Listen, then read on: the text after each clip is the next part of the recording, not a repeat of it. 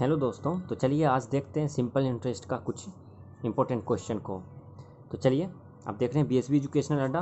और चलिए आज का एसआई क्वेश्चन है, यानी सिंपल इंटरेस्ट साधारण ब्याज का प्रश्न है। तो चलिए देखते हैं, कितने समय में 800 रुपये पर 12.5% वार्षिक दर से साधारण ब्याज 125 रुपया हो जाएगा। तो देखिए इसका क्या कैसे बनाना है, ना कोई फॉर्मूला का अप्लाई नहीं करना। जो एस आई बराबर होता है फॉर्मूला पी आर टी, ये जो एस आई का फॉर्मूला होता है पी आर टी, इसको लागू नहीं करना या किसी भी फॉर्मूला के सहारे नहीं रहना है। बस दिमाग लगाना है, थोड़ी सी दिमाग लगाना है। देखिए जो रेट चलता है मेरा, यानी कि 8% जो दिया रहता है रेट, वो तो बताता है ना कि जो धन दिए हमने, उस धन पे हमें कितना लेना है इंटरेस्ट, उस धन का कितना भाग लेना है हमको।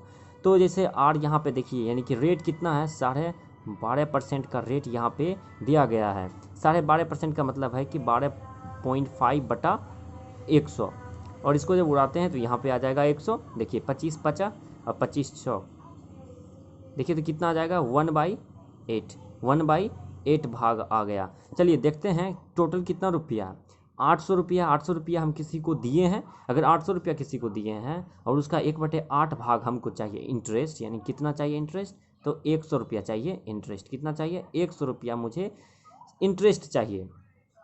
ठीक, अब देखिए ये बोलता है कि 125 रुपया इंटरेस्ट होता है। बताइए कि उसका जो कितने समय में होता है 125 रुपया। देखिए तो 800 पर 12.5% के दर से मुझे एक साल में 100 रुपया इंटरेस्ट आ रहा है, और उसे इंटरेस्ट कितना आया था 125 रुपया।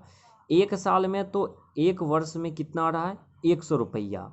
अगर अगले साल जाएगा और अगले पूरे साल रहेगा, फिर अगले साल कितना रुपया जाएगा एक वर्ष में, फिर आ जाएगा 100, यानी टोटल हो जाता तब 2 वर्ष में 200। लेकिन हमको तो 125 ही ब्याज लिया है, तो हमको 125 ही पुराना है समय में। तो एक वर्ष में तो 100 रुपया मिलता है। और जो 25 रुपया है, ये देखिए तो 25 रुपया अगर 100 रुपया मिलता है एक वर्ष में, तो 1 रुपया मिलेगा 1/100 वर्ष में। तो 25 रुपया कितने समय में मिल जाएगा, तो 1/100 गुना 25, यानी 25 चौके 100, यानी 1/4 वर्ष में। यानी कि एक वर्ष में 100 रुपया और 1/4 वर्ष में कितना मिल जाएगा 25 रुपया। वैसे भी देखिए 25 रुपया 100 का 4 भाग है, क्या है, चौथा भाग है, एक 1 मतलब 4th भाग है। इसलिए 25 रुपया लेने के लिए उसे नेक्स्ट साल जो घुसेगा, तो ये जो एक साल का ब्याज मिलेगा 100, उसके बाद जो ब्याज चलेगा वो 1/4 समय में क्या होगा कि 25 रुपया उसे मिल जाएगा। इसलिए 125 रुपया तक रीच करने में उसे कितना समय लगेगा, 1.1/4, यानी कि 5/4 वर्ष लगेगा। ये हो जाएगा मेरा ए नंबर ऑप्शन आंसर। चलिए नेक्स्ट क्वेश्चन समझते हैं, बस सिर्फ आप देखिए, आपको समझ आ जाएगा। देखिए क्वेश्चन है कि 2 वर्ष के लिए 1200 रुपये का साधारण ब्याज 1000 रुपये के ब्याज से 50 रुपया अधिक है, तो ब्याज की दर ज्ञात करें।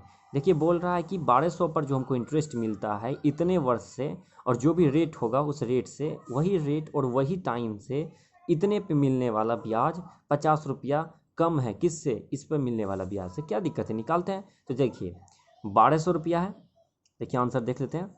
1200 रुपया का है मेरे पास ये अमाउंट, तो 1200 रुपया अमाउंट पे इतने समय के लिए, यानी कि 2 दूनी 4 5/2 वर्ष के लिए मान लेते हैं कि आर रेट से यानी 8/100 से, फिर इसी 100 जो है, सॉरी 1000 जो है, इसी पे इतने ही समय में और वही रेट से बोल रहा है निकलने वाला जो ब्याज है इतने समय में इतने रेट से, इतने ही समय में इतने ही रेट से, इस धन पे क्या होगा कि इस पे जो ब्याज निकलने वाला है वो 50 रुपया क्या था, इससे कम था। तो इक्वल है, बराबर करना है हमें, तो 50 रुपया इसमें जोड़ना पड़ेगा, इसमें 50 रुपया घटाना पड़ेगा। हो गया, बस सॉल्व हो गया। ये देखिए 100 से ये कटेगा, 2 से 6 बार में कटेगा, 6 पचे 30 आर हो जाएगा। ये देखिए 0 0 कैंसिल, ये 2 पचे 10, पचे 25 आर हो जाएगा, और 50। देखिए ये इधर आएगा तो घटेगा, 30 - 25 यानी कि 5 आर, 50 ये कट जाएगा, यानी आर मेरा कितना निकल गया 10%। तो मेरा रेट कितना निकल गया, तो 10%, यही पूछ तो रहा था 10%। अच्छा देखिए एक चीज़ और देखिए, एक और विधि बताते हैं। 1200 रुपया का अमाउंट था और एक था 1000 के अमाउंट। 1200 रुपया पर मिलने वाला ब्याज 1000 पर मिलने वाले ब्याज से 50 रुपया ज़्यादा था, ये क्वेश्चन बोल रहा था। तो 50 रुपया ज़्यादा था। देखिए तो अगर 1000 रहता, समय भी वही था, दर भी वही था तो क्या होता कि हमें ब्याज समान मिलती, लेकिन जो ब्याज में बदलाव आया है कि 1200 पर हमें 50 रुपया ज़्यादा मिल रहा है 1000 की अपेक्षा, यानी कि ये 50 रुपया ई 200 के कारण, यानी ये 200 के कारण, क्योंकि ये इससे कितना ज़्यादा है 200 रुपया, तो ये जो 200 रुपया पे आने वाला ब्याज होगा वही 50 रुपया होगा। तो इसे निकाल लेंगे कि 200 रुपया जो मेरा मान लो 200 रुपया पर 5/2 वर्ष के लिए बोल रहा है ना, 5/2 वर्ष, तो 5/2 वर्ष के लिए रेट से किस रेट से दें कि 50 रुपया का मुझे ब्याज प्राप्त हो जाए। 2 से 100 बार में ये कटेगा और ये 8% होता है, तो ये परसेंट को हटाएंगे तो 100 कैंसिल, बच जाएगा 5 R = 50, 5 से 10 R = 10%। समझ ना आए तो कमेंट में बताइए, फिर से हम वीडियो बना देंगे, लेकिन समझने की कोशिश कीजिए। मैथ कुछ नहीं है, बस अंडरस्टैंडिंग होनी चाहिए बहुत ही स्ट्रॉन्ग और समझने की। चलिए नेक्स्ट क्वेश्चन अब देखते हैं कि नेक्स्ट क्वेश्चन क्या है। देखिए राशि जो है साधारण ब्याज द्वारा 3 वर्ष में 1040 रुपये तथा 7 वर्ष में 1360 रुपये होती है। बोल रहा है कि जो एक राशि है वो साधारण ब्याज द्वारा 3 वर्ष में कितना हो रही है 1040। देखिए कोई राशि 1040 हो रही है 3 वर्ष में, और वही राशि जो है हो रही है 5 वर्ष में, सॉरी कितना वर्ष में 7 वर्ष में। देखिए 7 वर्षों में, यहाँ देखिए 7 वर्षों में हो रही है कितना 1360 रुपया हो रही है। वही राशि यानी वही धन जो कि हमने दिया है किसी को, अगर 1 रुपया दिया था तो 3 वर्ष के बाद मुझे कितना दे रहा है इतना, और 7 वर्ष के बाद वही धन कितना लौटा के दे रहा है 1360। पूछ रहा है हमसे कि मूलधन कितना था। देखिए सिंपल, 3 वर्षों और 7 वर्षों में यहाँ तक आने में और यहाँ तक आने में जो गैप है कितना का गैप है, अभी बताया कितना का गैप है, तो 0 2 और ये आपका हो जाएगा 320 रुपया का गैप है ना, यानी कि 3 वर्ष, 1 से इतना होने में फिर 1 से इतना होने में 7 वर्ष लगा, यानी कि 4 वर्ष इस दोनों के बीच में कितना का गैप है 3 वर्ष और 7 वर्ष के बीच में 4 वर्ष। तो 4 वर्ष में कितना रुपया बढ़ा था यहाँ से और यहाँ आने में, तो 320 रुपया। यानी कि देखिए 3 वर्ष में जो उसने लौटा के दिया वो मूलधन जो कि हमने दिया होगा, कभी कोई धन दिया होगा और उस पर जो ब्याज मिला होगा वो सब मिला के हमको दिया होगा 1040 रुपया, तो उसमें तो मूलधन भी शामिल है। तो देखिए मूलधन भी शामिल है और इसमें भी मूलधन शामिल है प्लस ब्याज शामिल है, तो इस दोनों के बीच में जो अंतर है 4 वर्ष का, यहाँ से यहाँ बढ़ के जो आया वह ब्याज के कारण ही यानी इंटरेस्ट के कारण ही हुआ होगा। तो वो इंटरेस्ट 4 वर्ष में 320 रुपया मिला है। तो अगर पता करें कि 1 वर्ष में कितना का इंटरेस्ट बनेगा, तो 320 रुपया 4 वर्ष में मिला है, यानी कि 80 रुपया पर साल मिल रहा होगा मुझे इंटरेस्ट। तो 80 रुपया पर साल मुझे मिल रहा है इंटरेस्ट, तब ना 4 वर्ष में बढ़ गया 320, तो अब बढ़ गया 7 वर्ष में 1360 रुपया हमको दिया था आके। तो अब देखिए क्या होगा कि 3 वर्ष में उसने कितना रुपया दिया था, 3 वर्ष में लौटा के कितना दिया था 1040 रुपया, कोई अमाउंट जो कि हमने उसे दिया था वो बाद में 3 वर्ष में आगे हमको कितना दिया 1040। तो 3 वर्ष में अमाउंट के हिसाब से देखे तो देखिए तो इंटरेस्ट पर साल कितना का लग रहा है 80 रुपये का। तो 3 वर्ष में टोटल इंटरेस्ट कितना होगा 3 × 80 यानी कि 240 रुपया होगा, 240 रुपया होगा। तो देखिए ये जो हम बताए कि 3 साल में जो रुपया लौटा के देता है उसमें मूलधन भी शामिल होता है और प्लस ब्याज भी शामिल होता है, यानी कि इसको मिश्रधन बोलते हैं। मिश्रधन इसी को बोलते हैं, मूलधन जोड़ ब्याज। तो मूलधन कितना है यही निकालना है, ब्याज तो मालूम हो गया है, ब्याज कितना रुपया 3 वर्षों का 80 रुपया का प्रति वर्ष था, तो 3 वर्ष के लिए 240 रुपया होगा। और टोटल कितना रुपया मिल रहा था मुझे 3 वर्ष के बाद दिया वो आदमी, तो 1040 रुपया, उसमें से घटा देंगे हम 3 वर्ष का ब्याज, तो निकल जाएगा मुझे 800 रुपया मूलधन। देखिए 800 रुपया मूलधन निकल गया, ये आंसर हो गया आपका। चलिए नेक्स्ट क्वेश्चन देख लेते हैं। कोई धन साधारण ब्याज की दर से 3 वर्षों में, देखिए वही क्वेश्चन, 3 वर्षों में 690 रुपया हो जाता है, जबकि 5 वर्षों में कितना हो जाता है 750 रुपया हो जाता है। तो मूलधन ज्ञात करें। सिंपल, 3 वर्ष में कितना हो रहा है 690, फिर वही धन जिसको हम दिए थे वही आदमी 5 वर्ष अगर रखता है तो मुझे कितना रुपया लौटा के देता है 750। देखिए दोनों के बीच का गैप कितना है 60 रुपया का गैप है। देखिए तो 60 रुपया बढ़ा है ना, तो कितना साल में बढ़ा है 3 से 5 होने में 2 साल लगता है, यानी 2 वर्ष में 60 रुपया की बढ़ोतरी हुई है। तो ये जो बढ़ोतरी हुई होगी हमने थोड़ी दिया होगा, वो तो मेरा इंटरेस्ट बढ़ रहा है ना। तो पर साल इस हिसाब से अगर 2 साल में 60 रुपया मिलता है, यानी कि एक साल में कितना, एक साल पर कितना रुपया इंटरेस्ट बैठ रहा होगा 30, तब ने 2 साल में 60 रुपया के हिसाब से बढ़ा, तो एक साल का निकल गया 30, यानी 30 रुपया मुझे ब्याज मिल रहा है, यानी यही मेरा क्या है, रेट है, दर है, पैसा इंटरेस्ट मिलने का।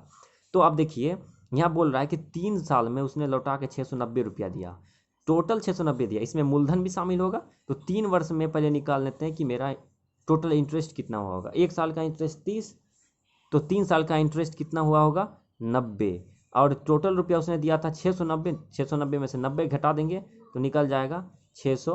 तो देखिए ये मेरा आंसर हो जाएगा 600। चलिए नेक्स्ट क्वेश्चन, एक लास्ट क्वेश्चन देख लेते हैं, वीडियो का आखिरी क्वेश्चन। तो चलिए लास्ट क्वेश्चन अब देख लेते हैं। अनिकेत 4000 रुपये को 2 भागों में बांटकर 2 अलग अलग बैंकों में जमा करता है। एक से उसे 8% का ब्याज तथा दूसरे से उसे 10% का ब्याज मिलता है। यदि एक वर्ष में कुल 352 रुपये ब्याज मिले तो 10% की दर पर कितना धन वो लगाया होगा। देखिए क्या बोल रहा है कि अनिकेत जो है ना, अनिकेत वो 4000 रुपये को 2 पार्ट में बांटता है, यानी P1 और P2, यानी प्रिंसिपल 1 और प्रिंसिपल 2, और ये एक बैंक को जमा करता है, ये दूसरे के ही बैंक को जमा करता है। और इसने जो है एक साल के लिए, एक वर्ष के लिए बोल रहा है कि यदि एक वर्ष में 352 रुपया उसे टोटल ब्याज मिलेगा, दोनों जगह से मिला के 352 रुपया को उसको इंटरेस्ट आने वाला।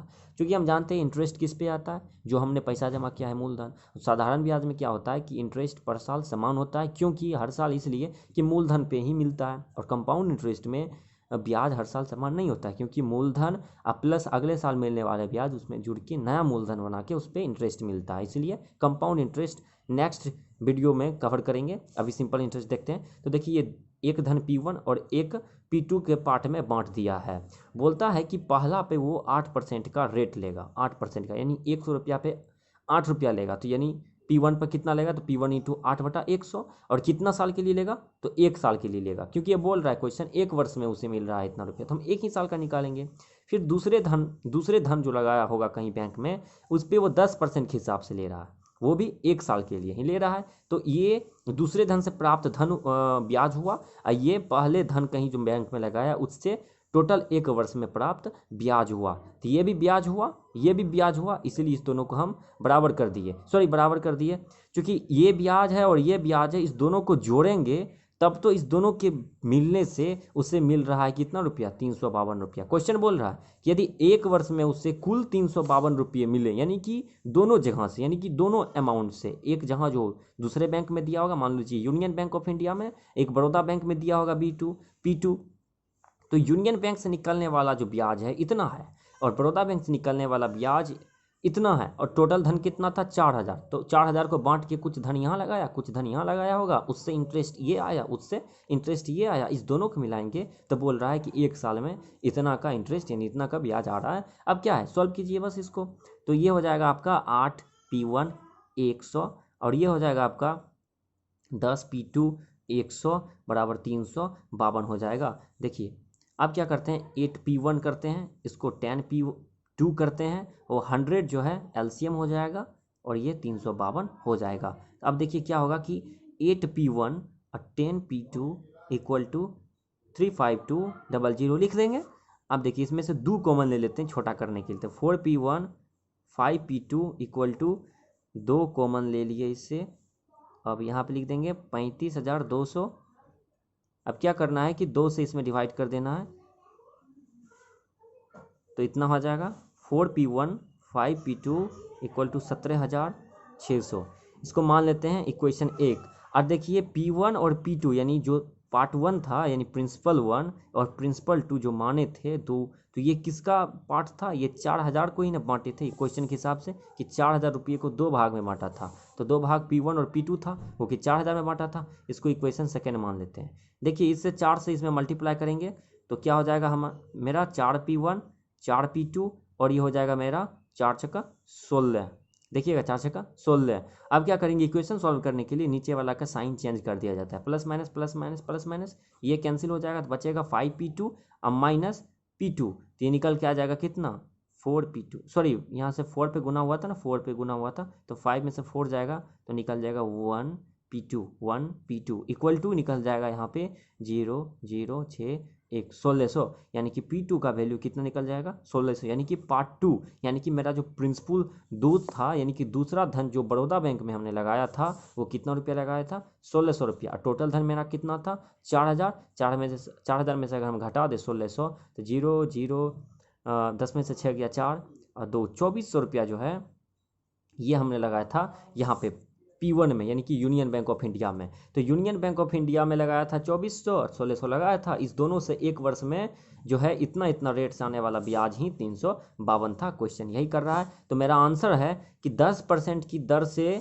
10% की दर से 10% की दर से कितना धन लगाया, क्वेश्चन पूछ रहा है 10% की दर से। तो 10% की दर से कौन धन लगाया था P2, यानी कि दूसरा मूलधन। तो दूसरा मूलधन का पार्ट कौन है, तो P2 कितना निकला है 1600। यही तो आंसर है, 1600 रुपया उसने बैंक ऑफ बड़ौदा में लगाया था, यही आंसर है। तो चलिए लगता है कि आप लोग को समझ आ गया होगा। अगर समझ नहीं आया तो प्लीज़ कमेंट बॉक्स में कमेंट करें। Thank you for watching.